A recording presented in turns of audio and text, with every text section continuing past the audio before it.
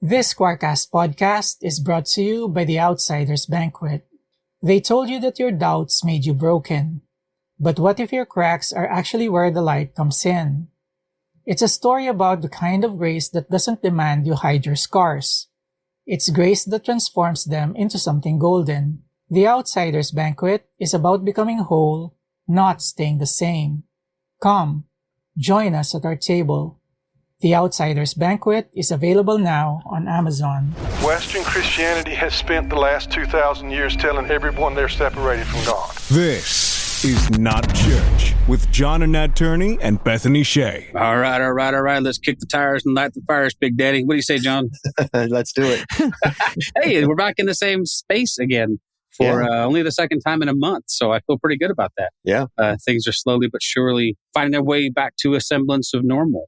Here on the podcast, which we call, hey, how was that segue? You like the segue? That's a good segue. This is not church, because if it was church, John and I would be out of here, and Bethany would be inviting you to the fellowship hall for cookies and milk. Cookies and milk? Coffee. Oh, really? See, when I was a teenager, we called that Christian crack. There was this one time at a youth group event that I went to that they did cookies and milk for communion elements. And wow. And people were not happy about that.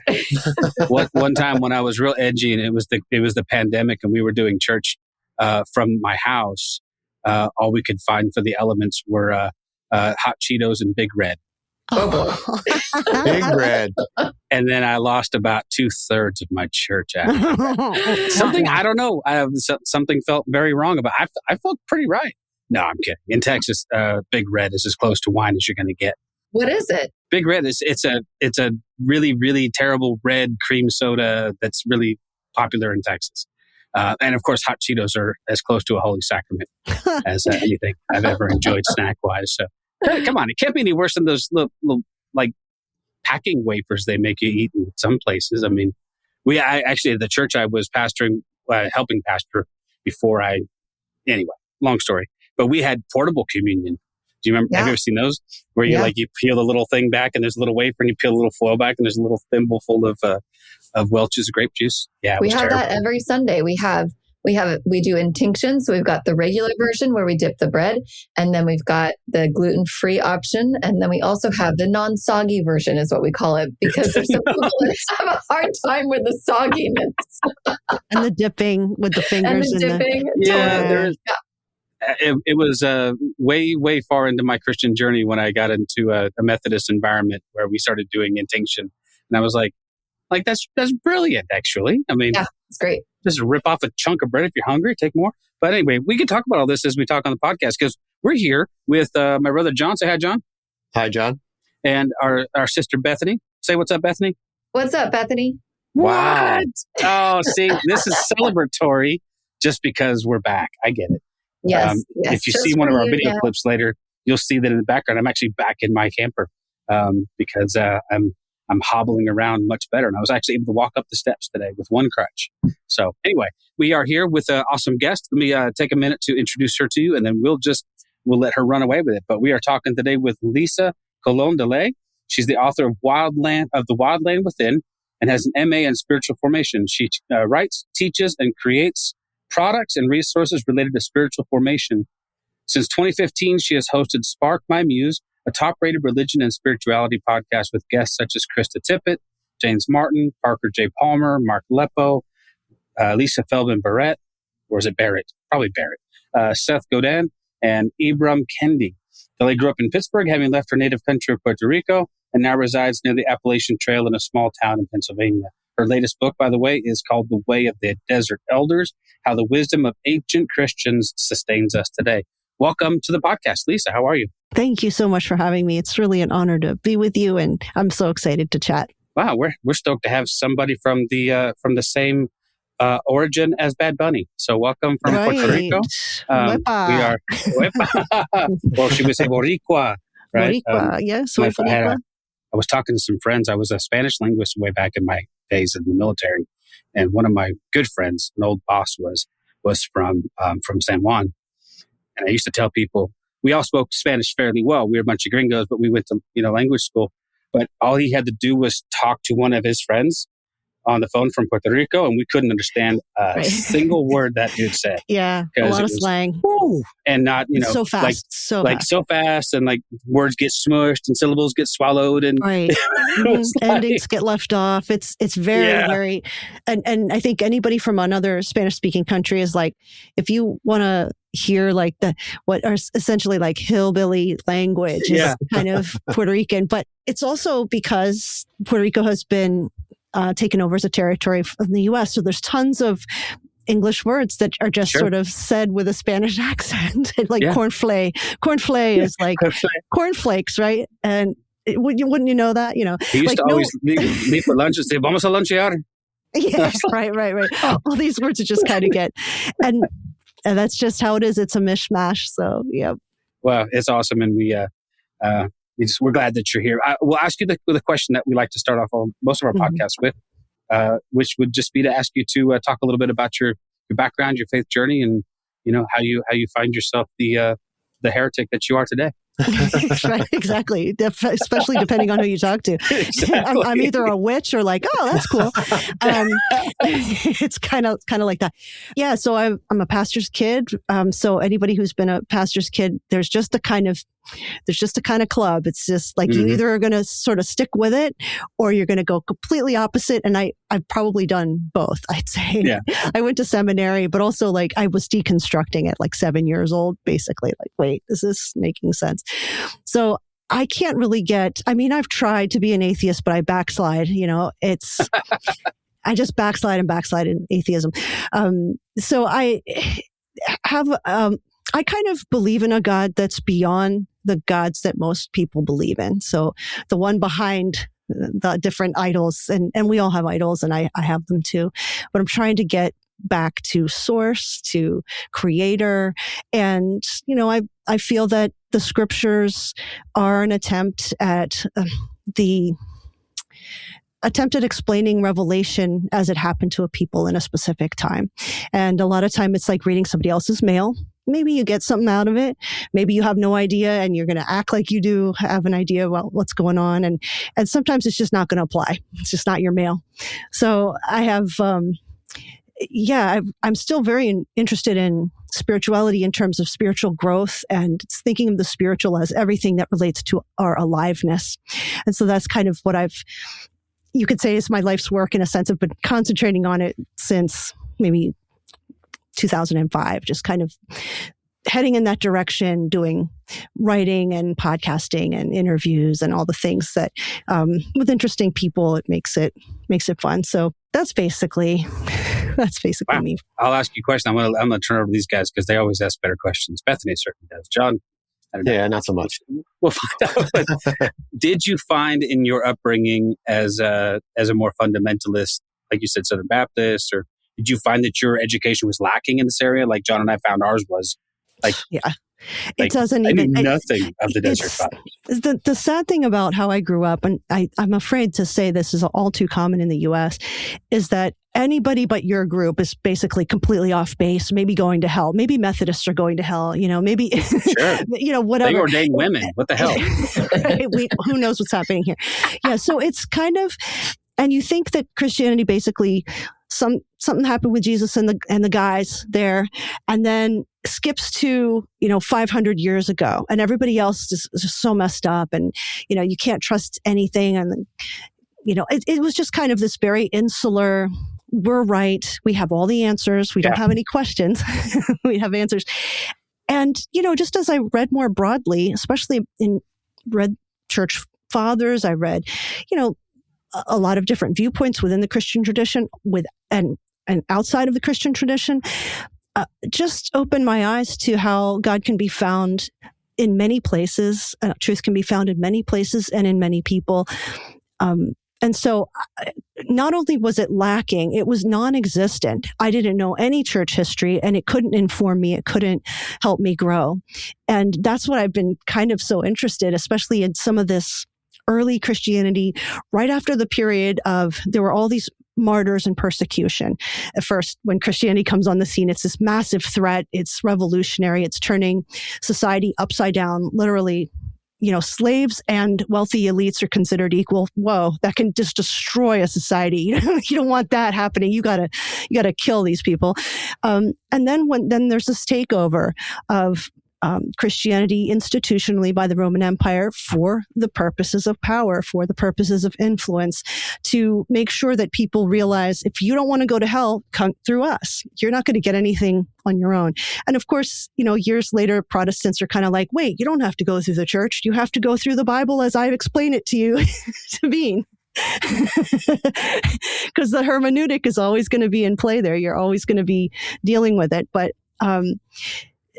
so that's kind of been the pathway to writing some of the books I'm writing and to making sure that we can see from other perspectives. Did you feel like, like with the whole, when you were doing all the research that you were doing for this book, which is, I wasn't able to read the whole thing, but the parts I did read were just excellent. I'm curious if, like you say things like slaves and elites were considered equal, and that was like this very subversive way of living in a world where that did not exist. Do you feel like the movement of Constantine kind of reformulated those hierarchies and like reinstituted the hierarchies within the church that the church had done the last 200 years to try to undo? Well, what Jesus was up to, just even having female students is like, that's just considered ridiculous. Why would you do that? You can't even have women appearing in court as witnesses. They're so not human. They're so beneath humanity. And so Jesus is doing something really different. And then there's just little house churches, little pockets. It's not really this massive movement at first. It's kind of this, homegrown grassroots thing. But as the years go by, I believe culture really infiltrates, and things start looking more like culture. Things start looking more like the hierarchies we see, and the class hierarchies, and the male domination, and people get squeezed out as the church grows and becomes, larger communities and things like that. Because at first, it's in the homes of women. Women are the hostesses of these house churches because the home is the domain in that Hellenistic society and in those times. Generally speaking, rich women had the space for a house church, and they were the hosts, and they would be speaking a lot and having a ton of leadership. And when it gets bigger than that, as churches are built and things like that, then there's more oversight by bishops who are, there were some early women bishops, which they've kind of been erased too. But, as time goes along, then there's just male bishops, and then power gets more and more concentrated, and the encroachment is just more realized in terms of society dictating to the church how it should behave and what's okay and what isn't. And you really move away from that grassroots, peasant messiah stuff. So fascinating. So once that was coming into place, did it seem like that's when the movement of these desert fathers and mothers took place, because they were trying to escape those, like they were trying to do something different in the world? Is that how it happened? Yes, that's such a great segue into this book. Essentially, is what happened was some people stayed. There was just this huge renewal movement of devotion. Plenty of people succumbed, and they were like, ooh, now we can get our hands on some money. Or there would be Roman nobility, and they would say, oh, you know what? I don't want my son to go to war to be a general. I'd like him to go to be a cleric, do this training, and then stay in the church, become very powerful. And so the elites were starting to move into the cleric positions. And so there was a kind of a divide happening. People were noticing, well, they're not really taking care of widows and orphans like we used to. They're, what's going on? So within some of the places like Rome, Alexandria, these major cities, some people started on their own getting into ascetic practice and saying, we're going to get simplified. We're going to start using our wealth for the sick and the needy. We're going to just trying to get back to basics of what was it all about in the beginning with Christianity. It was very communal. So this started happening. It was sort of, and again, this is mostly led by women, a few women at the time. And then people also decide, well, what would it be like to live on the edge of the village and just kind of devote my life to simplicity, prayer, silence, scripture reading or memorization. And what would that be like? Well, this kind of devoted life. And that's when we start getting this ascetic movement that moves away. And then these desert cities popped up. I mean, not immediately. They started off with, maybe one desert hermit kind of out there. But this desert hermit wasn't, there's no, Amazon Prime or anything. This was like 3 or 4 days. And you need support from the church community. So they would come out with food, provisions, assistance. And then they'd say, Abba or Amma, will you give me a blessing or give me a word and pray for me? And so then there was this exchange happening of wisdom and prayer. And these hermits weren't ever completely alone. They were visited. And so this is how the movement starts. Then people are like, wow, this is good. Maybe I should come out here. I think, maybe I need a time in my life I want to imitate this father or this mother. And they would have spiritual mentoring happening. And then these cities popped up, and they were thousands of people large. And then in certain places, the women outnumbered the men 2 to 1. And you never hear that. But there were some places where, and for women, you can imagine their lives are going to look a certain way. They're going to basically be slaves to whoever they're married to, or in reality, slaves. And so some are expected. And of course, this always includes sexual exploitation.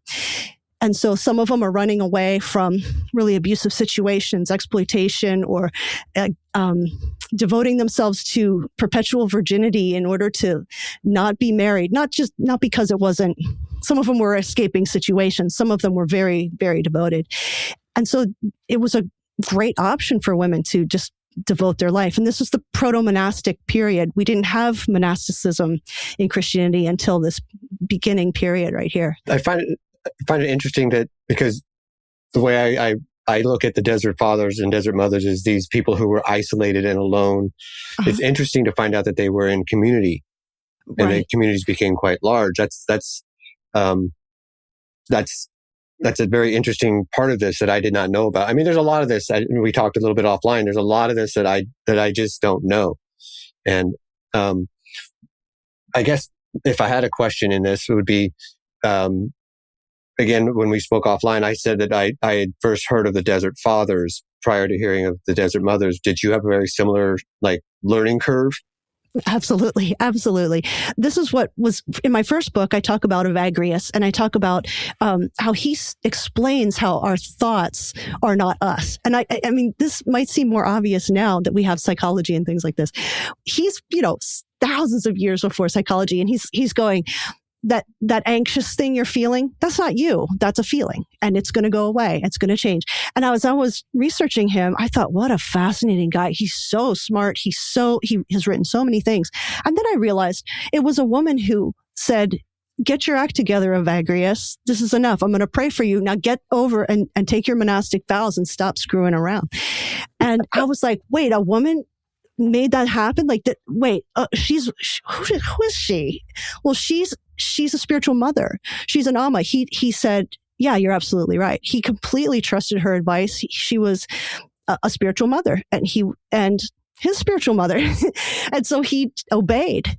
And she's a person who started a monastery. And what? I was like, okay. She's in charge of hundreds of people, and gave up everything, gave up all her wealth in order to build these places, these monasteries. There would be like a male monastery and then a female convent or monastery. And then the rest of her money would care for the sick and the needy or visitors, or go to other places where they were building monasteries and stuff too. So she's such an influential person. And then she has an amazing granddaughter. Her name is Melania, by the way, which is how we get Melania. That part of the world venerates this saint. And then she had a granddaughter called Melania the Younger. And these are, in that part of the world where the First Lady's from, those are the Eastern saints. We don't know about them, but that's Eastern Christianity. So yeah, it's very different worlds really from what we're used to. But she was an incredible figure with an incredible legacy. I'm curious about what would the difference be between these desert mothers and fathers and the Essenes in the time of Christ? And was it an escapism, or was it to create something new and subversive in the midst of this culture that they were living in? I don't know that it was really necessarily to be subversive in any kind of power play or power reversal. I think that they were truly seeking something more meaningful. They didn't like church as it was getting taken over by an empire. Stuff really changes when that happens. And, it was a time of great upheaval as well. Like, the Roman Empire is starting to lose its power. It's starting to get invaded by Vandals and barbarians and, all these people and stuff. And, this is basically the time when Rome falls, and then they move the capital to Constantinople. And so this is a time of just massive flux and upheaval. And there had been a great bunch of wealth in some of these areas as well. And so when people decide to go into this life of asceticism, they know in these communities, especially, everything you have is given up either before you get there or for the benefit of everyone.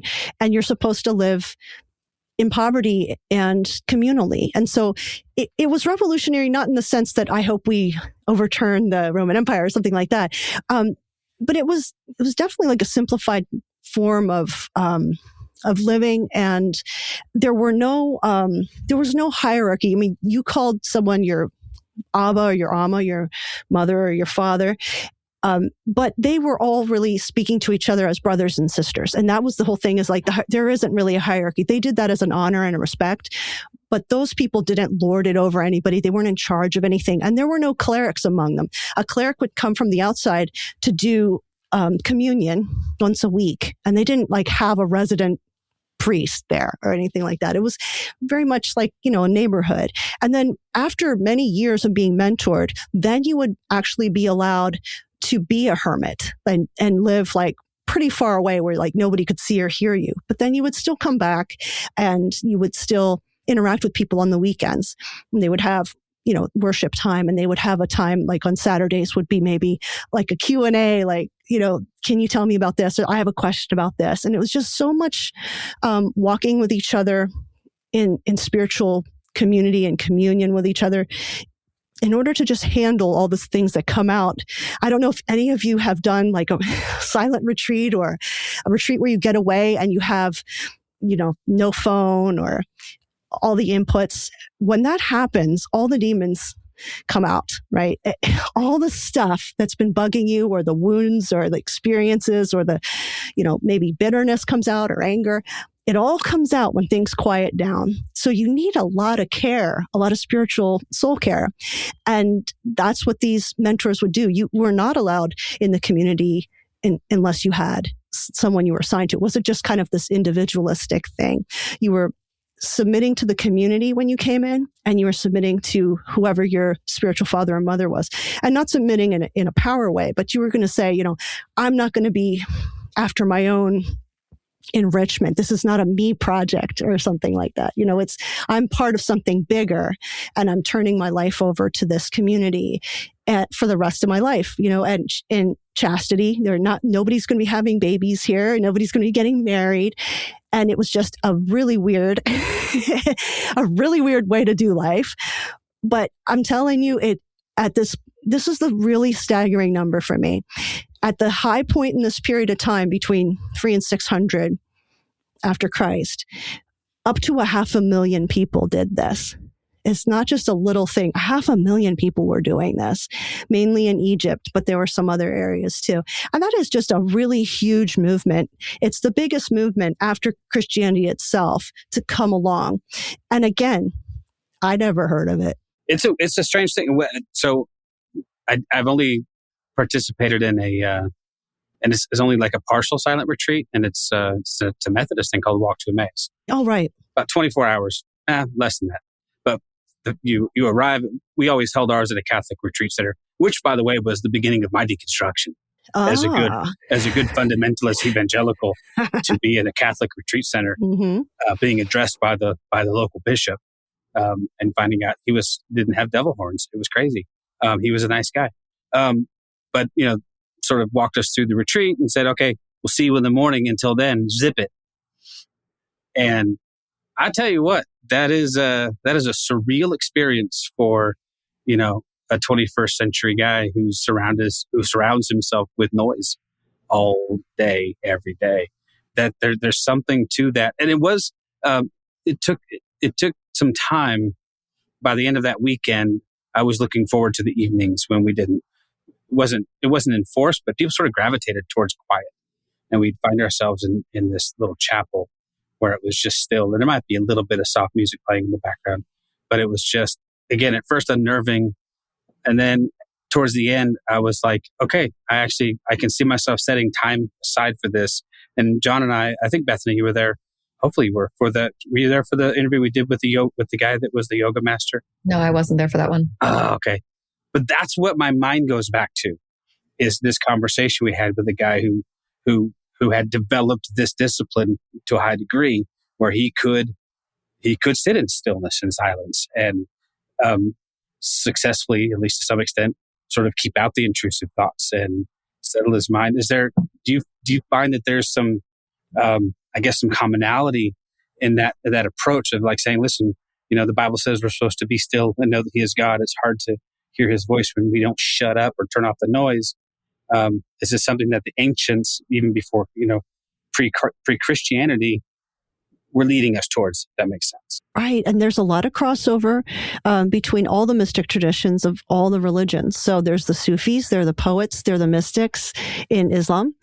And Buddhism has this big tradition of contemplative meditation and prayer. But we don't tend to realize Christianity has an enormous and very vibrant contemplative tradition. It can be demonized by, again, fundamentalists can be demonized. Oh, that's, it's extemporaneous prayer and you can't pray things over and over. It's like, but what if you mean it? then you can. But it's a tradition that I was really drawn into the writings of Thomas Merton first. And then I really had to diversify after that, because it's like, well, I'm not, a white male cleric, or not cleric, but monk. And I need to read from other people and other traditions. But the whole idea that he really gave me that first taste about silence and solitude and prayer of the heart and prayer of quiet, that prayer can be silence. And we're never taught that. We're taught, make God impressed with your words, right? Use the combination lock to get that prayer thing answered that you want. And really, when you center down, as Howard Thurman would say, great mystic Black man who was essentially the spiritual architect for the civil rights movement. Read Everything You Can by Howard Thurman. He talks about centering down, and it slows you way down. I'm sure you saw that for yourself at the retreat. It's a different pace. It's maybe the pace of nature, and we're nature. So we're slowing down instead of speeding up to the culture and our chattering thoughts. When you quiet down, and if you can do what people tend to find is that if you can do something for like a week, it's only by day 3 or 4 when that incessant chatter stops, and then there's a sort of yawning void, which is even scarier sometimes. But we never get there because we're so ramped up and we have so much media and so many inputs. I'm also guilty of doom scrolling. We do that, and we have the dopamine addictions and all that. But with the contemplative prayer aspects that we can incorporate in, that we can learn from the Desert Elders and other streams of this stream, others in this stream, is that is so, we find so much solace there. We will find so much rest for our souls. And I think we just desperately need that. If church could offer anything to people now, I would say this is the only place where you really can get permission to truly have silence, and that it could seep in, and everything else is going to expect you to move it, to get on the timeline that you're supposed to get on. But church might be the only place of respite if it's set up that way. It would have to be set up to not be performative or, all the other trappings that we sometimes get into.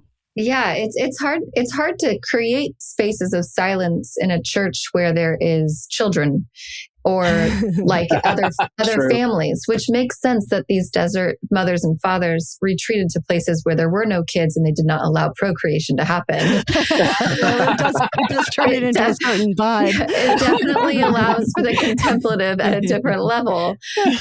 I am curious though about like, obviously this space of having quiet contemplative prayer life is vital to a person's own spirituality and to their own mental health. And especially that you were mentioning the doom scrolling, just the amount of emotional, spiritual, and mental just dissolving that's happening within us because of how much information is coming our way.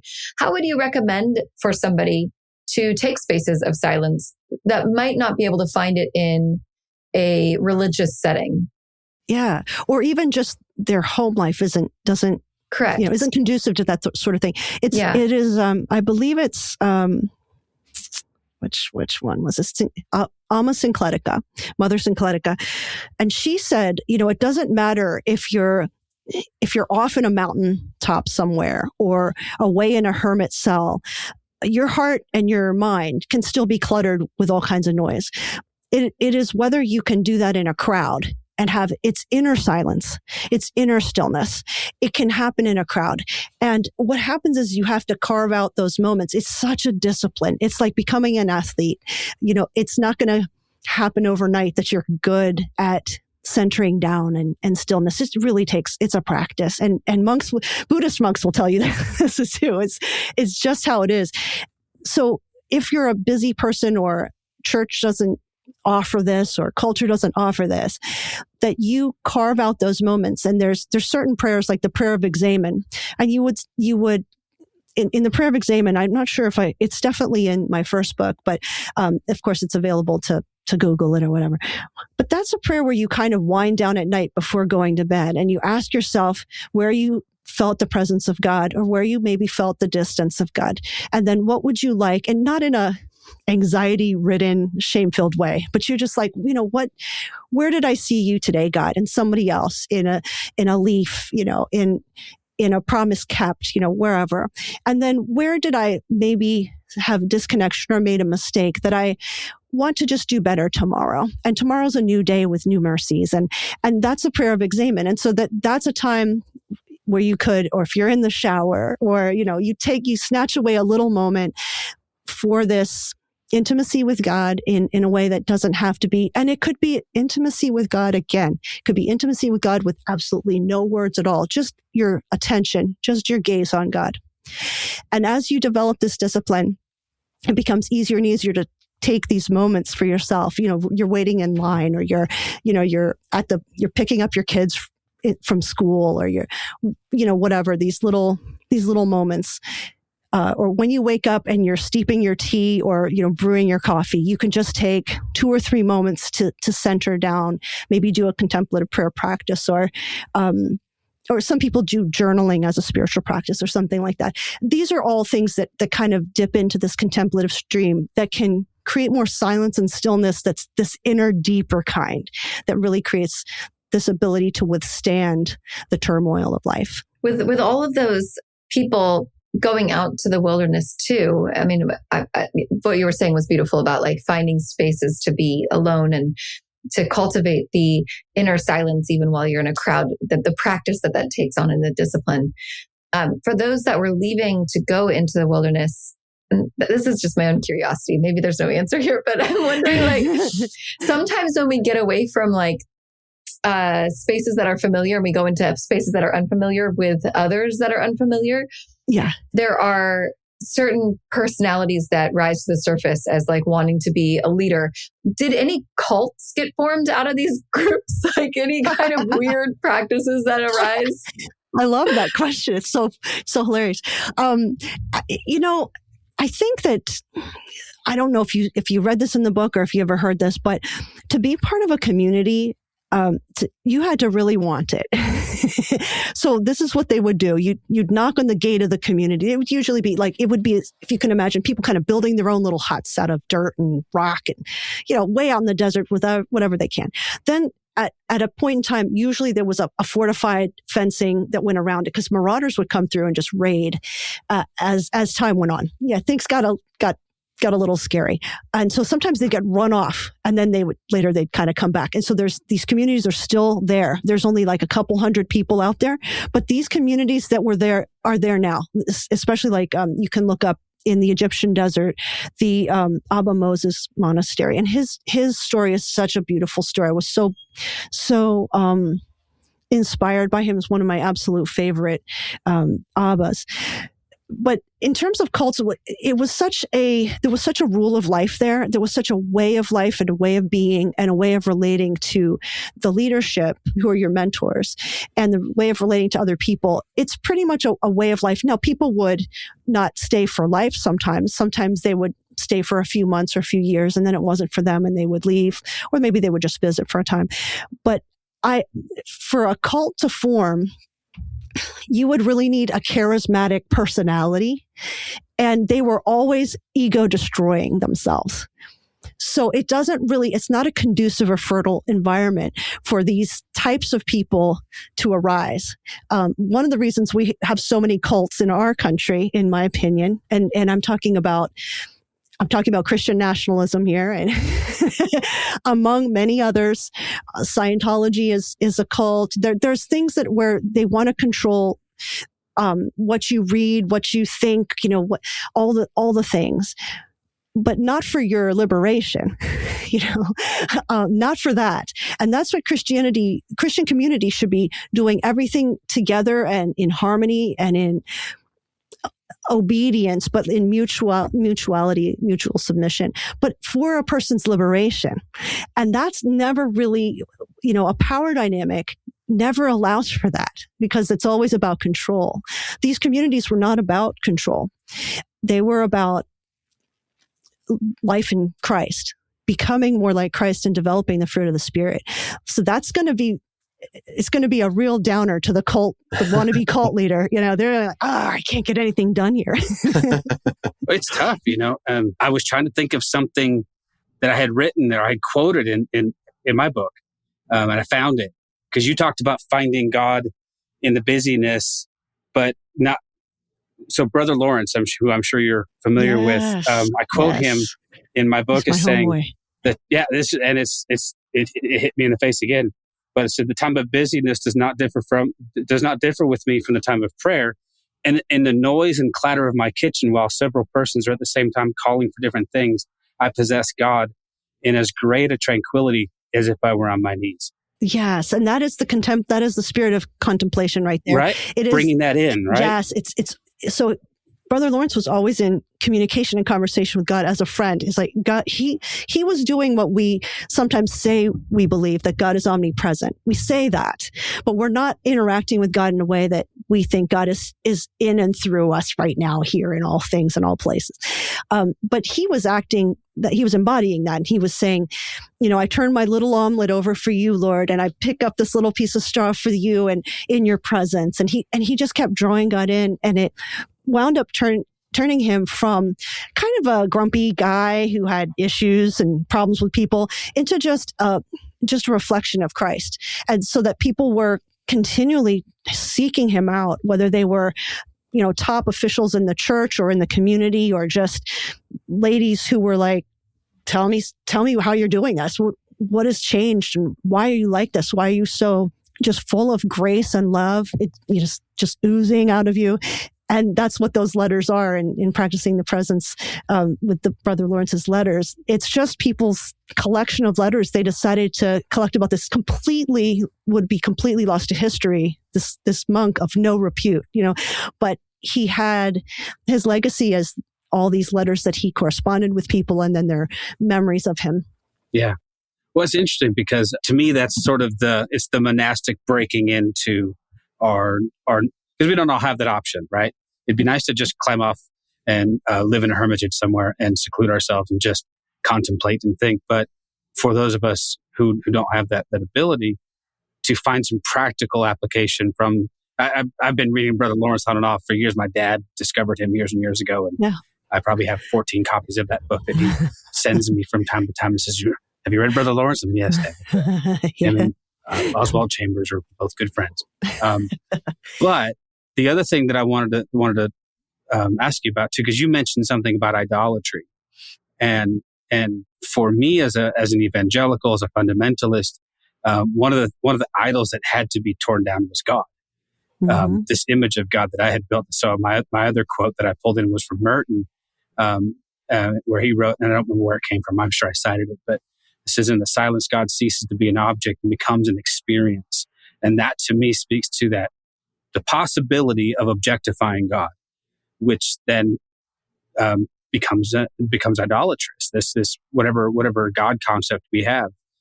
So in this sort of attempt to go back, is this a way to tear down even those idols? Maybe even the idol of biblical literalism. Oh, for sure, yeah. So we've turned all kinds of things because we love concrete things. We love to concretize all of it. But is that a way to kind of start tearing down, or at least putting up the scaffolding to tear down those idols? What are your thoughts? Yeah, I think disrupting any kind of idolatry, and I would say your own idolatry. It's much harder to, before you have it figured out, it's going to be easy to see it in other people. That's speaking from experience. You're like, wow, they have problems. But yeah, the idea of deconstructing and disrupting all our idols every time we run into them, and to run into them, they will be, our idols of God will actually be revealed to us in our interactions with other people and the people who irritate us. And these are the things that create opportunities for sanctification and Christ-likeness. And so the things that annoy you about other people are your own problems that are being reflected back to you from someone else. And so that's how God speaks to us, through God and others speaking to us. And it's a tough pill to swallow. But that, yes, all of those things that we wind up thinking, oh, God is like, God is vengeful. God is wrathful. God is, it's not that, people can interpret God that way. It's just that, that's not really a God worth worshiping. It's not really a God worth aligning with. If God's a monster, there's nothing I can do. I'm going to throw myself at the mercy seat anyway. But if God is good, then I have to only be considering God in those frameworks. And anything that I'm imagining can't be God, because God transcends all of those things, transcends every boundary that we've thought up, and ones that are yet to think up. And so really kind of getting back to basics in a way of this habitual tearing down of idols, which I think is just going to be a lifelong pursuit. I don't think we're going to ever really get there. Yeah. Oh, I was just curious. You mentioned a couple times in the book that people can find a desert mother or father that they connect with that becomes like their spiritual mentor in many ways. Mm-hmm. And I'm curious who yours was or is, or who are you finding yourself being led into the desert by? Yeah, great question. I love it. And I actually have a place on the website. It's just desert.lisadelay.com, and you can take a test to match you with an elder. And that's been really fun for people. It's kind of like a BuzzFeed or a Cosmo quiz a little bit, like, who is this mentor for you? It doesn't quite work because, they're not around anymore, but it's absolutely almost Encletica. She is, she's someone who also had more of her wisdom taken down than anybody else, I believe. And so there's just more to choose from. But she was from a merchant family, a really wealthy merchant family that settled in Alexandria. So sometimes she uses these nautical allusions, like analogies. And she'll talk about if you build a ship without any nails, it's like, that's what it's like if you don't confront your temptations as you're, in your solitude. And she just had so many tidbits and so many words. So someone would go to a mother or father and they would just say, give me a word. It was kind of like a soundbite in a way, but it was personalized to them and what they might be going through specifically. And so some people would record these for posterity. Some of them were recorded. And I just found her to be super practical, not pie in the sky, not like a holy saint and everything. She's just dealing with regular problems that everybody has. And she's kind of super encouraging about she talks about, and a lot of the mothers talk about this too, about humility and not letting people, there will be people who wind up annoying you, but how we have to persevere. And it just, I don't know, she's just super encouraging in a really practical way. And I definitely, she's one of my favorites for sure. Yeah, I have a question kind of off that. And I would say, as you were learning about these desert mothers and fathers, is there anything that surprised you, or you're like, wow, that's something I really didn't understand, I didn't know about, that was like overwhelmingly surprising? Well, I don't know if you've read about Ibram Moses yet, but he was a murderer and a thief and a crime boss. And I'm like, you got to be kidding me. Like he had 75 people. They were just going from town to town raiding people. And he was like Shaquille O'Neal. He was from Ethiopia, gigantic black man. And he killed people and he did everything you're not supposed to do. He did all the things. And he knew he shouldn't have, in a way, he should have never been in community, because it's just so hard to lead this sort of undisciplined, crazy mayhem life. And the Abba that was in charge of him, was his father, said kind of like, we're glad you're here. We're glad you turned your life over to Christ. Maybe this isn't for you. But, you could go to a church, a community, get married, have kids, and Ibram Moses, at the time, just Brother Moses, cried and said, I'm not leaving. I just want to stay. And they're like, okay. He cried for days. I'm not leaving. I want to stay. I want this to be my life. And so then ensued decades and decades of horrendous struggle to conquer all his demons, which are like, fornication, lust, envy, greed. He's a super angry guy because he would murder people in anger. And it took so much for him. And then he became, in his old age, after decades, he became the most just beloved by the community. He wound up having his own community, and dignitaries came to seek him. He was incredibly humble. He just learned all the lessons. He figured it out. It took forever and it was super, super hard. But I guess I'm just like, are you kidding me? Like, it's just such a story of transformation. He was actually kidnapped as a little boy to be a slave in Alexandria. So his life is just messed up. And it works for him. And there's still his monastery there today. You could go visit it. And it's just like, it's craziness. I'm so impressed. And I think I didn't expect there to be that kind of dramatic story with that kind of legacy from a really unlikely character.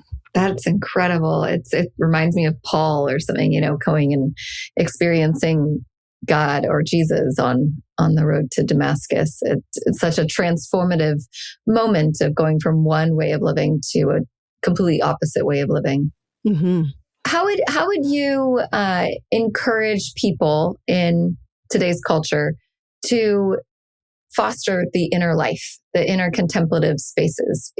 I know that most of us just can't move to the mountains or find ourselves in the desert or the wilderness. And so what does that look like in your life? And how would you encourage people into that, even baby steps? Absolutely. So I'm a really, really big proponent of having a trained spiritual director who's trained in holy listening, who also has their own supervision.